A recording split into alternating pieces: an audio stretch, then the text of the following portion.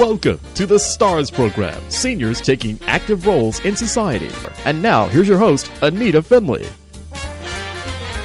Tiny houses. You see them everywhere, shown on television, and we all wonder, what do you mean live in a small house? Well, people are downsizing, and I'm very proud to bring my husband, Bill Finley, on the show because as a developer of big houses and of big communities, he's now downsizing, and he thinks that the nation has to look at tiny houses. And so I asked him to come on and talk about what he's doing.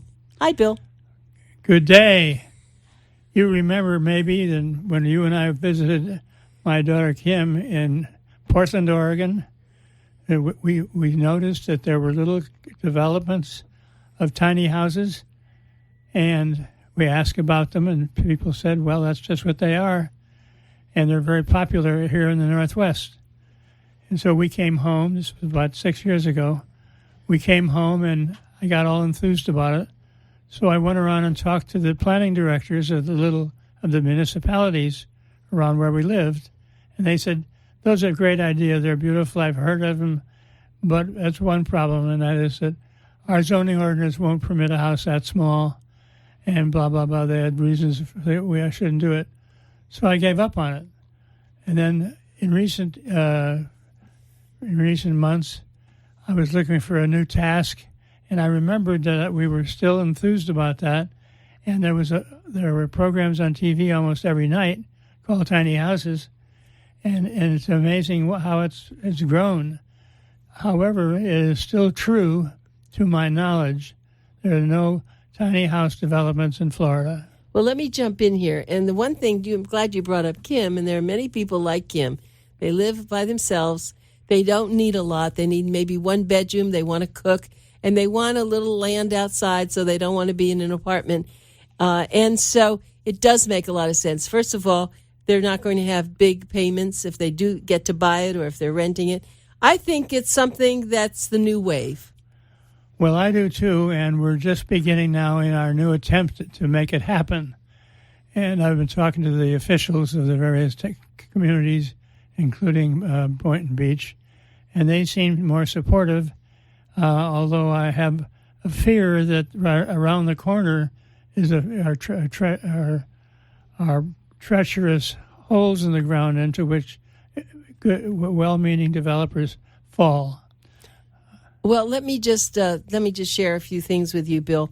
We all know that people used to live, well, they do. They live in mobile homes, and that's a very simple little way to live. But, of course, that isn't really what this is about. And so maybe we should start off, describe what a tiny house would look like, the outside, the inside. It's a term that applies to houses ranging from about 400 square feet, which is the size of a two-car garage. Two-car garage, all the way up to about 1,000 square feet, typically 2 bedrooms instead of 1. But the standard is a 1-bedroom, 1-bath, about 500 square feet, with plenty of room for, the right size refrigerator, right size hot water heater, a queen-size bed. Always that seems to be popular for obvious reasons, and but there isn't really much to do once you're in there. And among the problems have been the people that don't have space to store stuff like they used to. Almost everybody I know, I've talked to about this, has 1,000 books they've been collecting for years. They haven't read them, or they've read some of them, and I said, if you move to a tiny house, you probably aren't going to have 1,000 books at your fingertips, which really wouldn't make much difference because you don't read them anyway. Well, but the treasures they have, and we've seen those TV shows, they are very clever. There are people who are building things that go around corners and that they close up, and even the tables, we saw a dining room table that looked like a little small thing, and then it opens up, and then people can sit next to it. I mean, so you have to be very clever about it. Absolutely, and there are ways of making things into double uses. I think that's somewhat overstressed. I think that if you do it right, if the plan is right, there's plenty of room to walk around we are featuring 10-foot ceilings, which opens up the whole vista. Even as a small space, it doesn't feel cramped.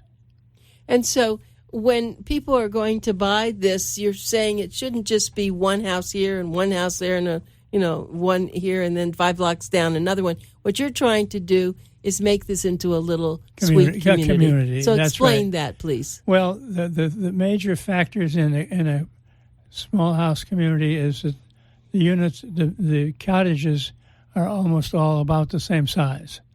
You don't want to live in a 500 square foot tiny house, and the guy next door has got 5 bedrooms and 4 baths, and that wouldn't be allowed. So you'd have a small amount of land. You also have common gardens, which is a big and favored thing, and you have every unit has a small out porch, and I'm saying to people when I have to now is, if you don't want to know your neighbors, don't get a tiny house. And you said that they won't look alike either. They're going to be maybe different colors. They're different colors, different tones. But as a developer, we have to be stern about what we include and don't include. And we're not tempted to put in a pool or anything like that.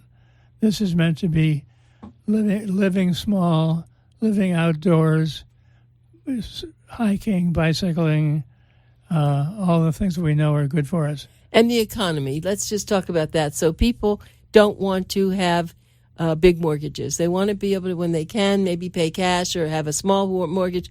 They own something. And I think there's a lot to this. And I was even thinking about elder people. An older adult might even want to live there. It's not this is perfect for widows, widowers, single people out of college. They're going to have to work hard to get ahead. They don't have a lot of time to dust and vacuum and do the dishes and so forth. So this is a very economical way to live. And as you were saying, we're not sure how much they're going to cost because it's hard to price a unit that's only 500 square feet. Most builders are used to 3,000 or 4,000 square feet, and so we'll know in a month or so how much these are going to cost, and our goal is to keep it down so that young people and older people, especially, can afford it and have a small mortgage if necessary, or many people have that much money in the bank, and I'm expecting them to be in the range of $150,000 to $200,000. Oh, I thought we were going to get something small, less money than that. I know you did. Most people are saying, "Oh, I wanted under $100,000." That's what I thought we were talking about. It depends upon the land. I'm having trouble finding parcels of land that are priced to match the concept of tiny houses. In other words, so if you had a tiny house, that's one thing, but then the land is what's going to make it go up. Land, and there's maintenance of common areas, the pathways, the wooded areas, and it's meant to be kept in the natural.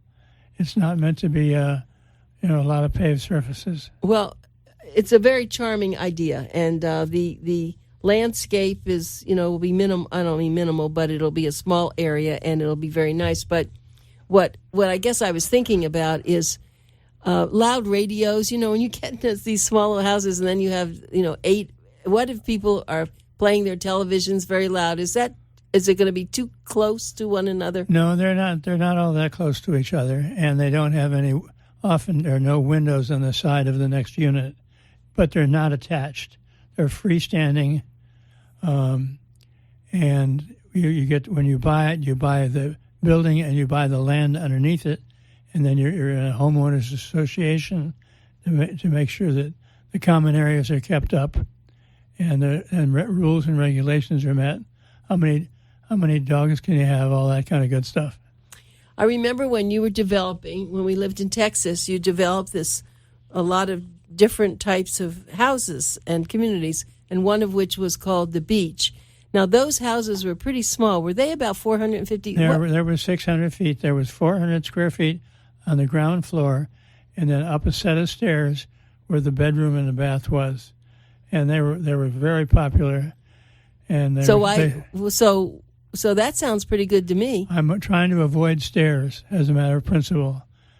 Many people can't do stairs, don't want stairs. Stairs are dangerous. Going up, going back and forth, up, going down in the middle of the night, lead to falls.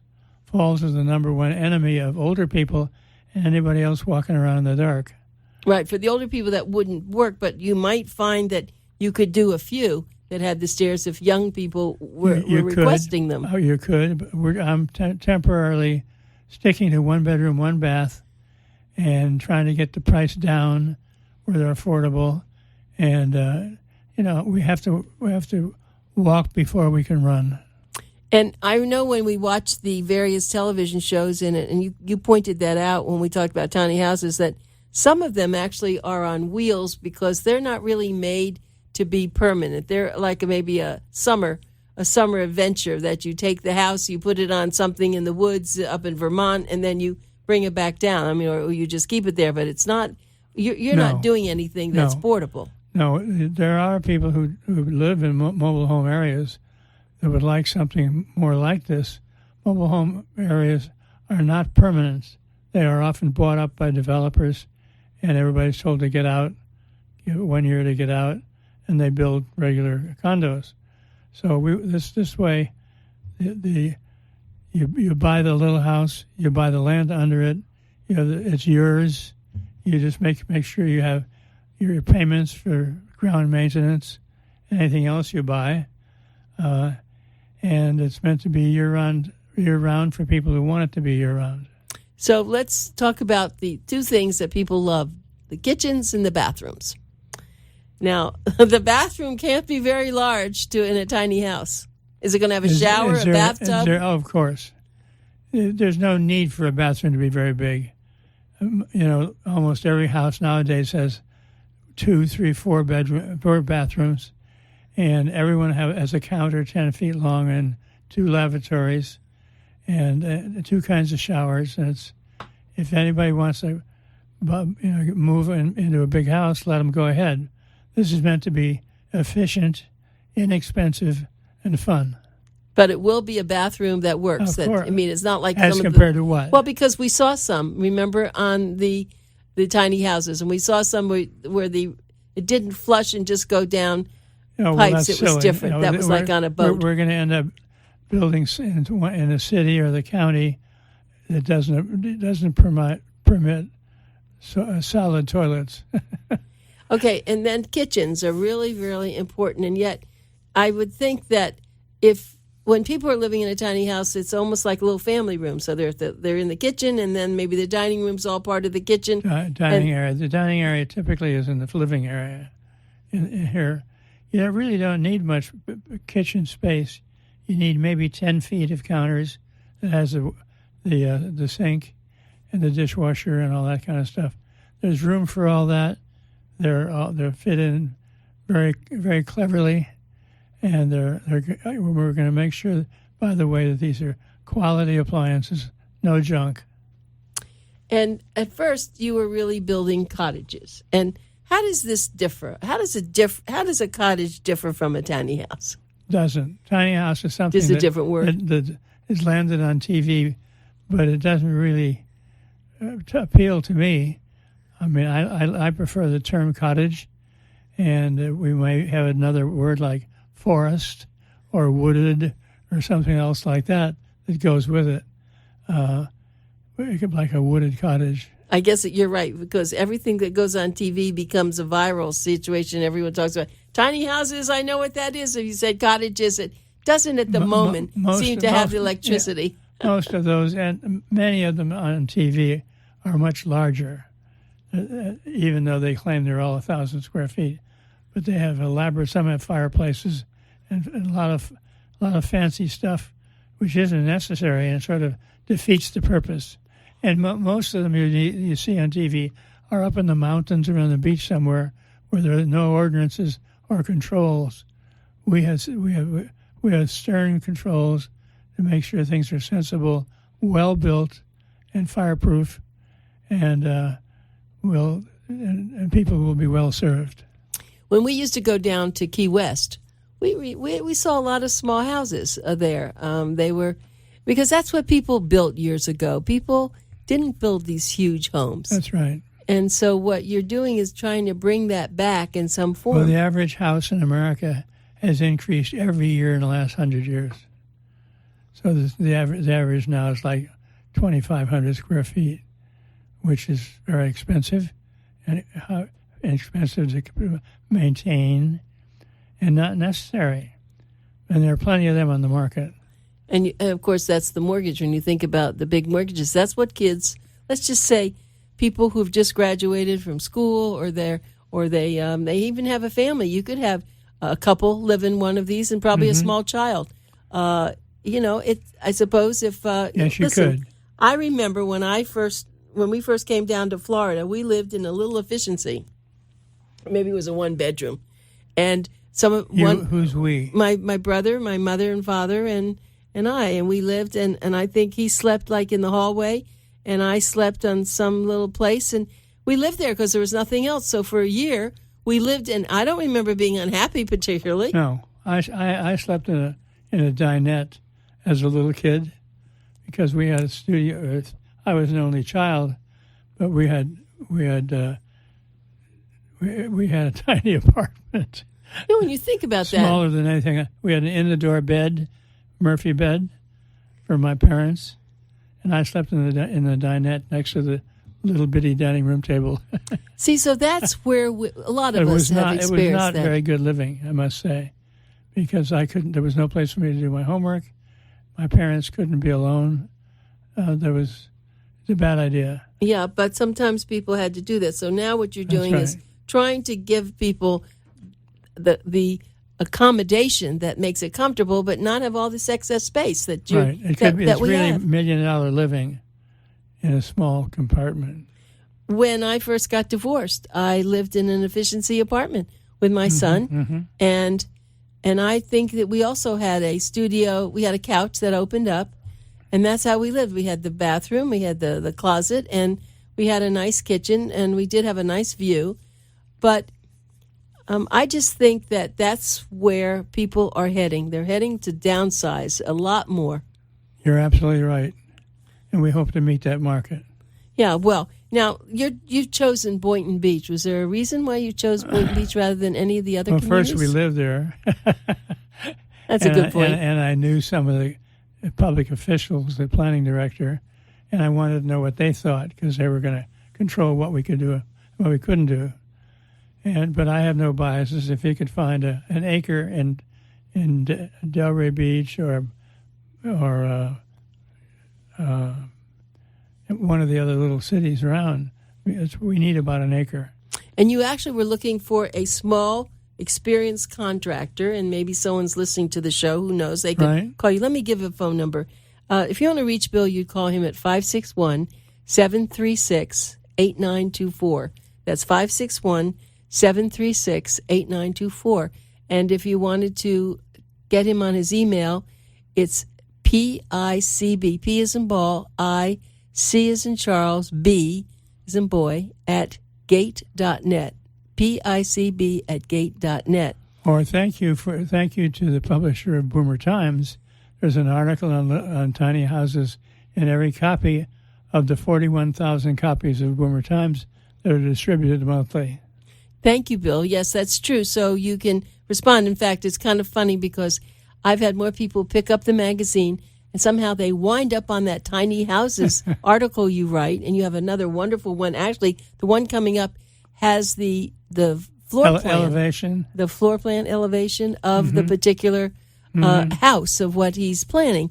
So, but if someone had land in Lantana or Hypoloxo or one of these other areas, it's also a possibility. So we only need about an acre to have about 20 of the cottages, but it has to be in an area that is zoned multifamily. So it's not an easy chore.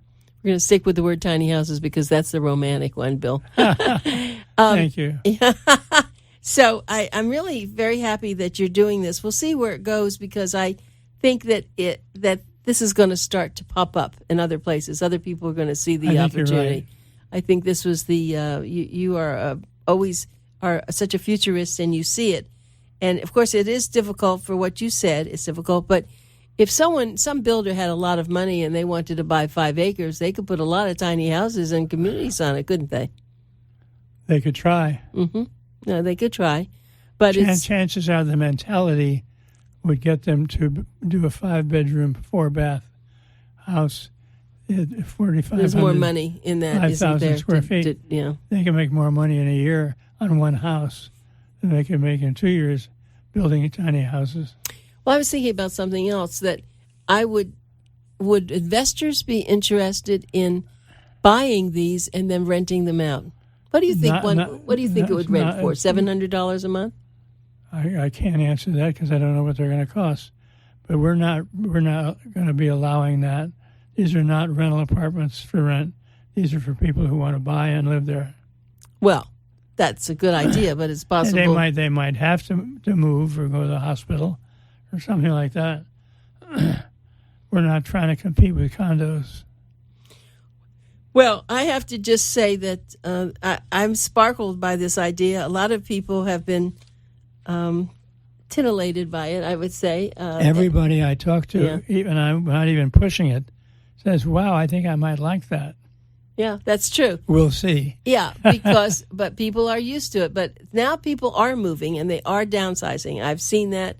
A lot of people have sold their homes and they're looking to move into apartments. And this is very, I use the word romantic. I think that's what it says it is. But a lot of it will depend on what the interior looks like and what they do to it. And you may, I don't know, you're going to have a model?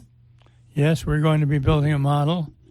And we're not going to over furnish it.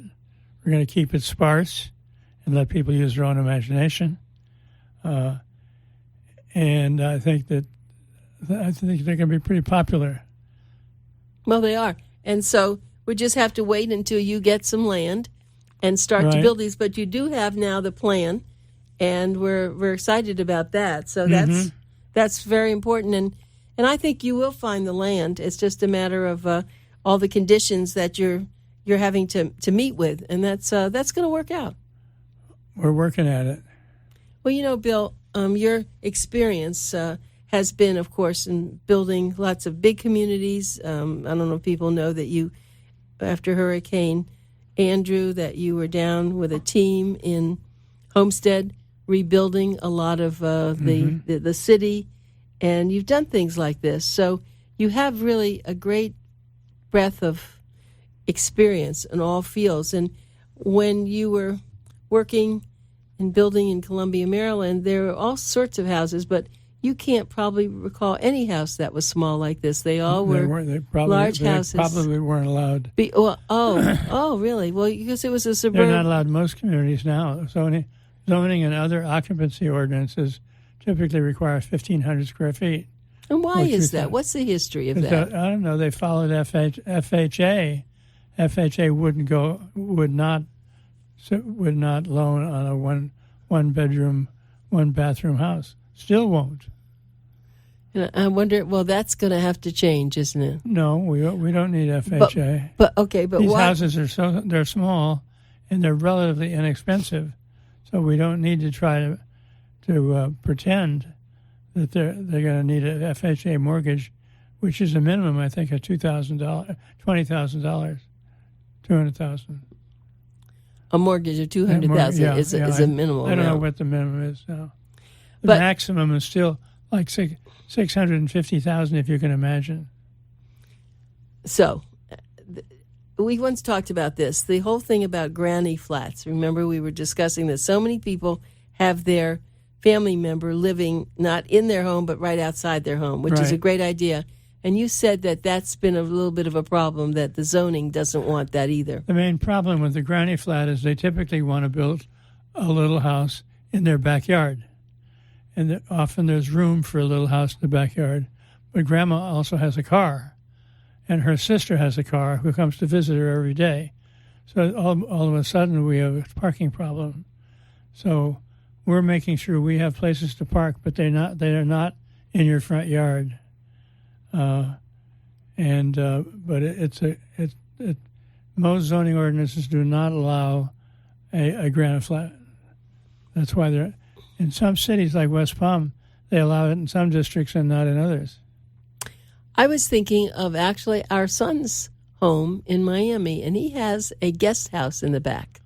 Now, I don't know if you've ever been in there. About what size is that guest house? If you haven't been there, you may not know. Maybe 400. And it has the living room, it has a kitchen, bedroom. It has a kitchen, it does. dining area. Yeah. But at that time, really they allowed. It's a pool house, is what it is. I see. That's what in the plans. I'm sure it said pool house.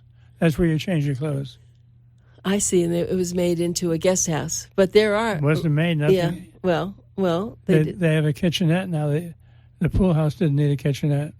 That's right. So they have a lot of things there.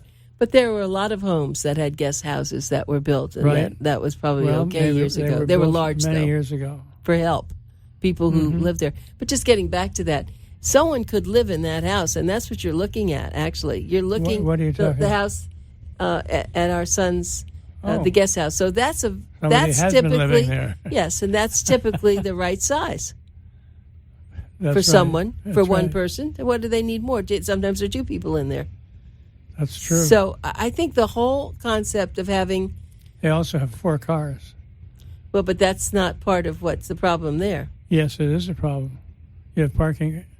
You have 4 cars parked in front of the house. Okay, but that's because you have another house there. But just let's get back to what that little house is a good idea of what a tiny house would look like if you had them by themselves with 8 of them around. And of course, your first project's looking like they're going to be 8, but you've now talked about maybe having 20. I don't know yet. Depends.